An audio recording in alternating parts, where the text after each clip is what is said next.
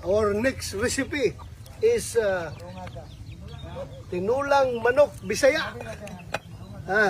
Tinulang manok Bisaya. Sus, kalami oh. Oh. Yellow legs. Uni lami nga sabaw, yellow legs. Tapos haluan natin ng kapayas. Papaya na hindi hinog. Papaya. Hinog yun. Hinog yun. Tapos may kunting sili at sal. Tapos dahon sibuyas. Okay. Tabunan natin, tapos maya-maya ilagay natin yung malunggay para Pa si Bato hari okay. Kita nyo diya galuto pa og tinulang manok. Na.